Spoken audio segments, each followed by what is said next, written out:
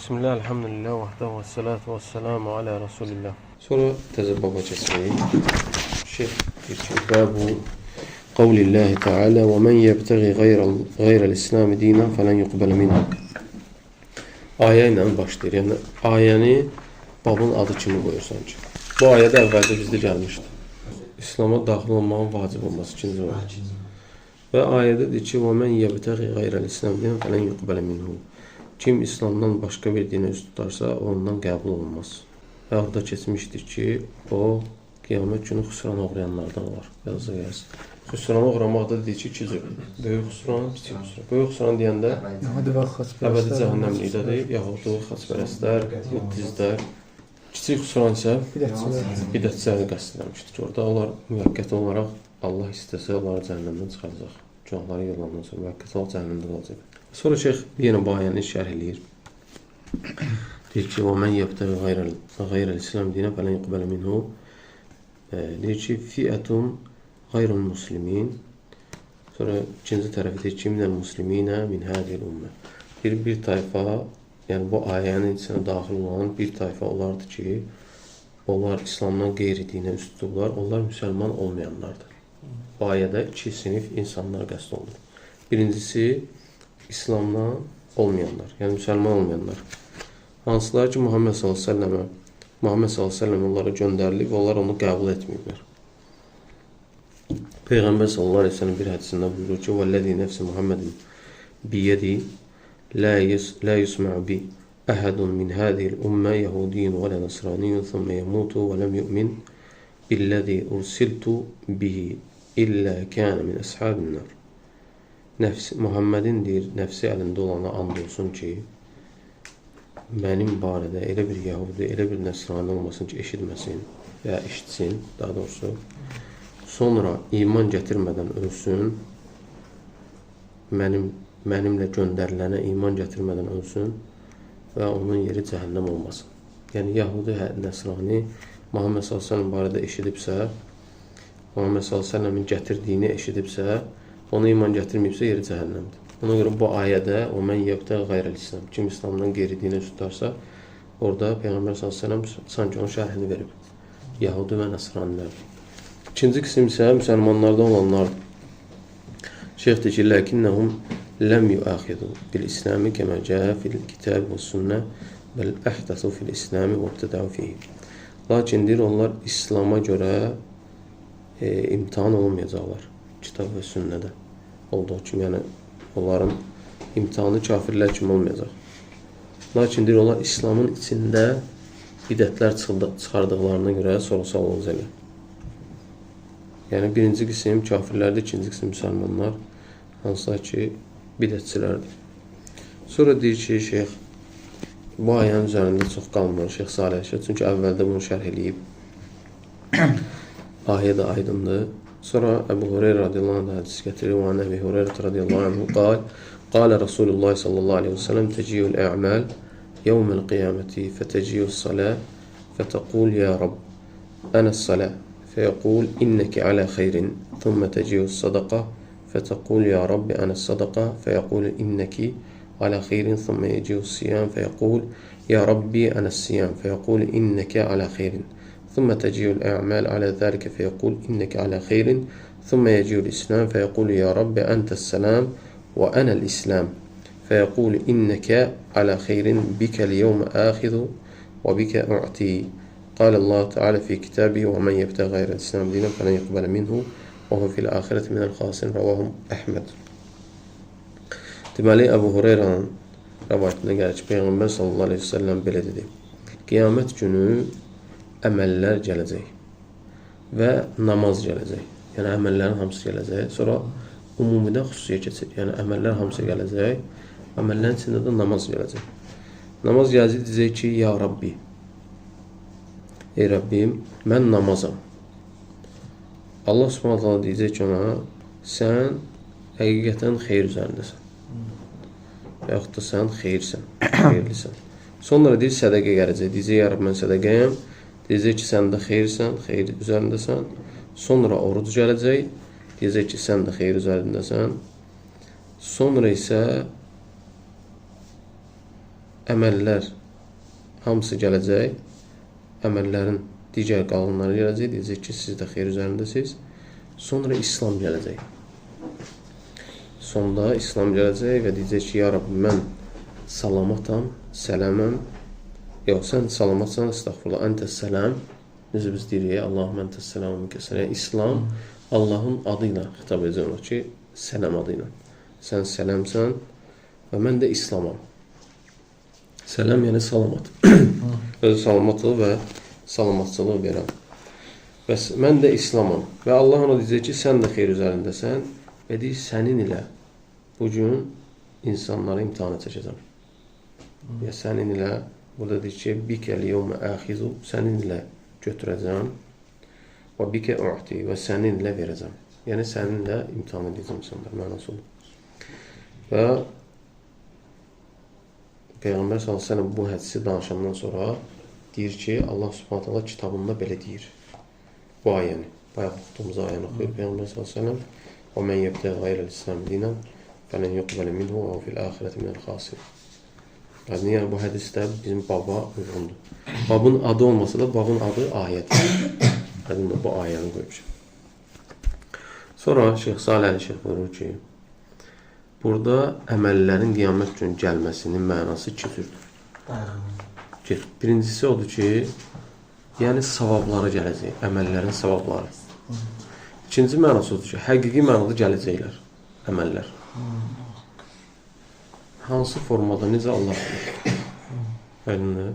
Necə qəbirdə insan cildində insana bir kimsə yaxınlaşacaq, pis formada deyəcək, sən kimsən, deyəcək, mən sənin pis əməllərinəm. Yəni, bir insan forması alacaq insanın əməlləri. Qiyamət gündə əməllər deyib belə gələcək, bunda mühəqqqiqlər deyib, əhl-i sünnə mühəqqqiqləri deyir, çünki gəlmək qeybi məsələdir. Biz deyir, onun həqiqətini bilmirik. Onların əməllərin gəlməsi qeybi məsələ. Biz onların həqiqətini bilmirik və onların zahirinə də deyir, vəsf verə bilmirik. Ki, qiyamət üçün necə olacaq? Aydındır. Ona görə də necə var, Allah subhanətə, Peyğəmbər hədisində necə deyibsə, gələcək, deməli gələcək. Sonra ayədəki sonunda görsən, burada neçədən ibadət zikr olundu. Əməllər, namaz, oruc, sədəqə və sonunda İslam. Və İslam barədə Allah subhanətə deyir ki, Peyğəmbər Allah subhanətə deyir ki ona, bikəl yevmə əxizu, sənin ilə götürəcəm. Yəni, səninlə imtihan edəcəm. Mənası nə deməkdir? Minəl əxdi və huvəl uqubətu vəl-əzəb. Bir mənası odur ki, yəni sənin ilə aqibəti və əzabı təyin edəcəm. İslam ilə yəni. Və o da deyir, daha zahir olandır. Yəni, səni tərk edəni aqibət gözləyir. Mənası odur. İkinci mənası isə əxidul vəsilə. Yəni, səni vəsilə götürərək insanlardan imtihan edəcəm səni. Daha doğrusu, insanlara imtihan edəcəm. Fəyəkunul İsləmu şəfiən. Yəni, ikinci məna odur ki, İslam şəfayətçi olacaq insana. Necə Quran insana şəfayətçi olacaq, gecə namazı şəfayətçi olacaq. Çünki Quran gəlib nə deyəcək ki, gecə namazı gəlib deyəcək ki, ya Rabbi, o gecələrinə yuxusuz qalırdı və mənimlə məşğul olurdu, yəni gecə namazı qılırdı. Və onu deyir, yuxusuz qoyurdum mən. Orucu da gəlib deyəcək ki, əstəğfurullah, Quranla oruc gələcək, daha doğrusu. Quran gəlib deyəcək ki, gecələri o mənimlə məşğul olurdu, yəni oxuyurdu. Orucu da gəlib deyəcək ki, onun gündüzləri az qalırdı. İkisi də şəfayətçi olub. Yəni, alimlər deyir ki, yəni bu həqiqi mənada gələcəklər. Hansı formada bilmirik. Amma şəfayətçi olacaqlar ikisi də. Aydınlar. Sonra şeyx, bu hədis aydın oldu da bizə. Yəni ki, İslamın digər dinlərdən üstün olma səbəbi üçün kitabın nədir? İslamın üstünlüyü. Bunu bütün müsəlmanlar bilməlidir. Çünki biz İslamdayıq, biz hamımız dəvətçiyik. Nəinki kafirlər dəvət, hətta bidətçini belə dəvət edəndə onu başa salmaq lazımdır ki, İslamın üstünlükləri nələrdən ibarətdir. Çünki İslamın təfsirini başa salsan, İslama daxil olmağı başa salsan, o bidətlərini tərk edir. Çünki burada qabaqda bidətlərdən də gələcək. Geniş mənada. Çünki bidətlər insanı hara aparır, çıxardır dindən. Sonra şeyx əvvəldə gələn yeni hədisi təkrar edir. Aşırıdan landı gələn hədisdə Peyğəmbər s.ə.v buyurur ki, Mən amilə amələn leysə aleyhə əmrunə fəğvarad. Kim bizim işimizdə və ya bizim əməllərimizdə olmayan bir əməl edərsə, ona rədd olunar. Peyğəmbər s.ə.v deyir. Yadınıza gəlsə, bunun yanında bir dənə hədis gətirmişdi. Mən əhdəsə fiyə əmrinə ədəmə aleysə min fəğvarad. Kim bizim işimizdə olmayan bir əməl edərsə, burada isə deyir ki, kim əməl edərsə, yəni daha doğrusu birincide deyir ki, kim ortaya çıxartarsa bir əməl. Biz deyir ki, bidətlər bu hədislərlə, görsən ləfslər fərqli deyil, amma ikisi də birbirini tamamlayır. Birincide deyir ki, kim ortaya çıxartarsa. Misal çəkdik, məsələn, Cəd ibn Dirhəm. Cəd ibn Dirhəm çıxarmış nəyi? Allahın sifətlərini inkar edirdi. Amma o nerede yaymadı, düşdü. Cəhm ibn Safvan gəldi, ondan götürdü və yaydı və Cəhmiyyə firqəsi də onun adı ilə qaldı. O bu ikinci hədisə eləyəndi. Əməl etdi. Cədin çıxartdığı muhtəsinə. Yəni, mən əhdəsə fi əmrinə Cəd ibn Dirhəmdir. Yəni, kim bizim əməlimizdə olmayan bir əməl edərsə, ortaya çıxardarsa, ortaya çıxartdı onu. Amma Cəhm ibn Safvan isə əməl etdi onu, yaydı. Sonra şeyx deyir ki, Əsbəb-ı kəvnül cinsil bidə əşnə və əqləqə min cinsil kəbəir. Onu da keçən qeyd eləmişdik. Böyük günahlardan daha çirkin, daha mundar olmasının səbəbi, bidətin böyük günahların daha çirkin və mundar olmasının səbəbi. Niyə görə biz deyirik ki, bidət böyük günahlardan daha çirkindir? Yəni, böyük günahlar harada qutarırsa, ondan sonra bidət başlayır. Ondan sonra ki, şirkdir, küfürdür. Yəni, bidət şirklə böyük günahlar arasındadır. Yəni, çirkinliyi o dərəcədir. Niyə görə belədir şeyx deyir? Çünki birinci səbəb odur ki, muaradatur Rasul sallallahu aleyhi ve sellem. Allah Rasul sallallahu aleyhi ve sellemə qarşı çıxırsan. Orada qarşı çıxmaq olur. Niyə görə? Peyğəmbər sallallahu aleyhi ve sellemin etmədiyi bir şey eləyirsən.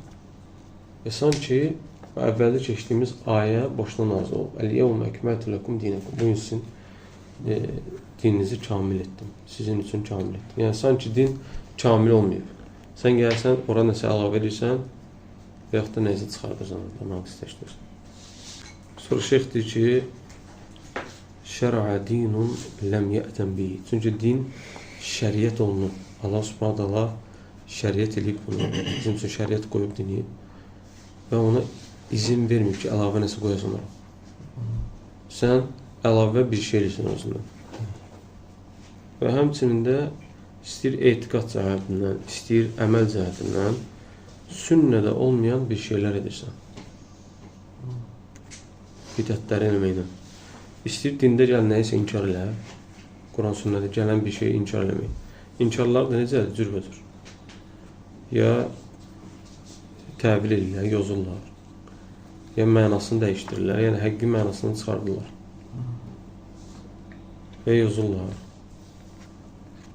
və yaxud da inkar edirlər birbaşa və yaxud da deyirlər ən betəri doğduğu, necə Şeyx Hüseyin deyir, mənasını bilmirik. Sanki Allah Subhanahu Quranı boş-boşuna göndərib.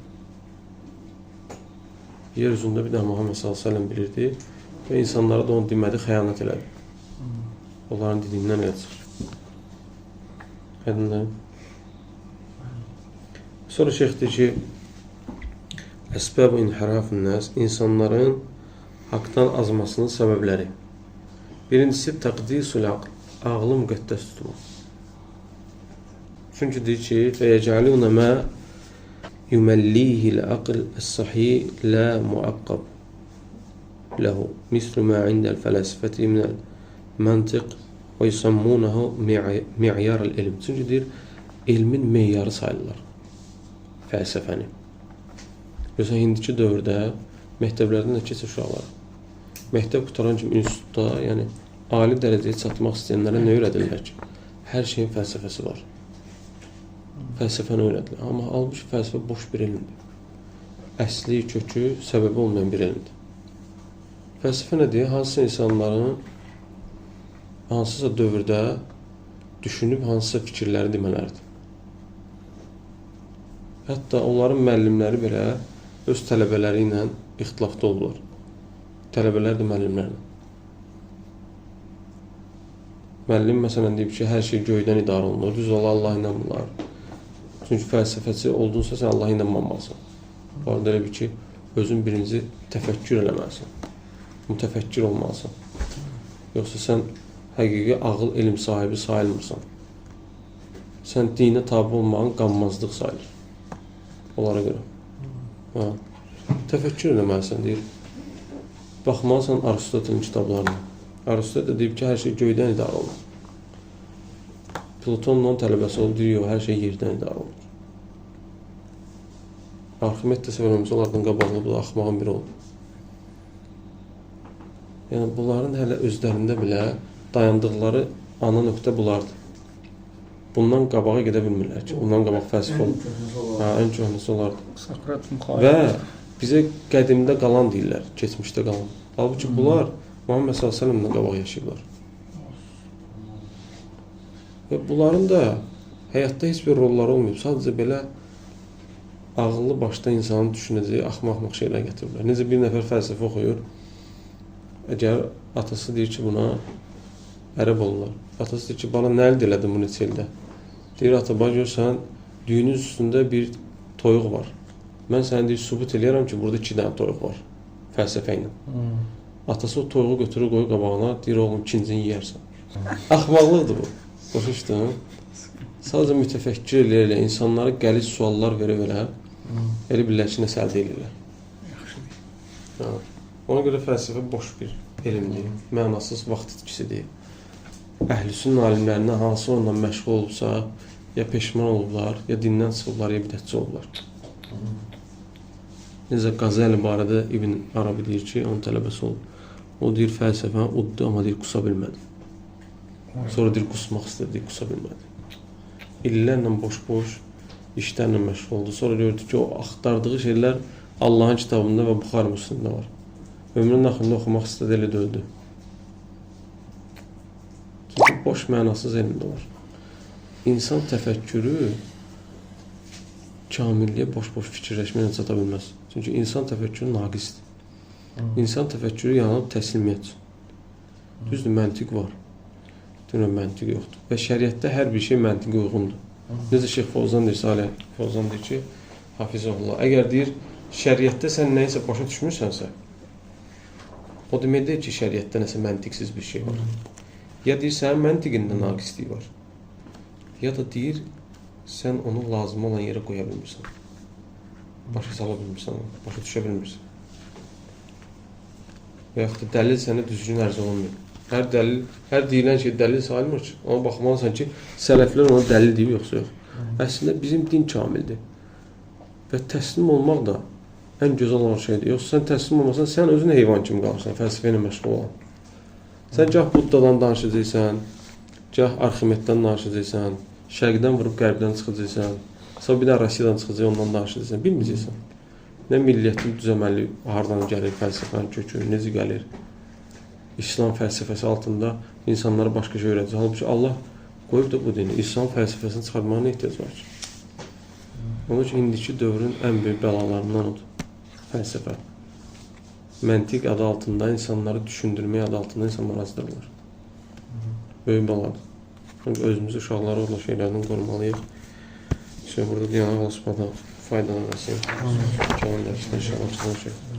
Sallallahu aleyhi və səlləm.